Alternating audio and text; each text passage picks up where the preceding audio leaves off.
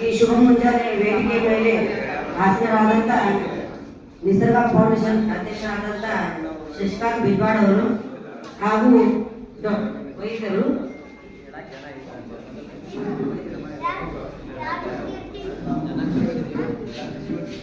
ಒಬ್ಬರು ಶಿವನ್ಗೌಡರವರು, ಆಮೇಲೆ ಇಲ್ಲಿ ಉಪಸ್ಥಿತರಿರುವಂತ ನಿಸರ್ಗ ಫೌಂಡೇಶನ್ ಸದಸ್ಯರು ಹಾಗೂ ಮುದ್ದಾದ ಮಕ್ಕಳು.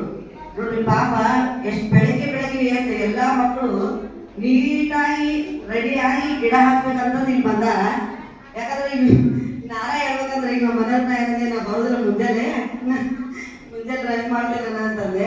ನಮ್ಗಿಲ್ಲ ನಿಮ್ ಸಲುವಾಗಿ ಇರ್ಬೋದ ಕಾರ್ಯಕ್ರಮ, ನೀವು ಬರಬೇಕಂತಂದು ಹೇಳಿ ನಮ್ಗೆ ಕರ್ಕೊಂಡ್ ಬಂದಾರ.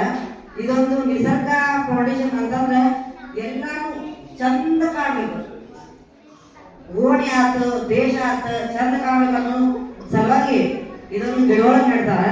ಆಮೇಲೆ ಶುದ್ಧವಾದ ಗಾಳಿನೂ ತಗೋಬೇಕಂತಂದು ಇದೊಂದು ಗಿಡ ನೆಡ್ತಾರ.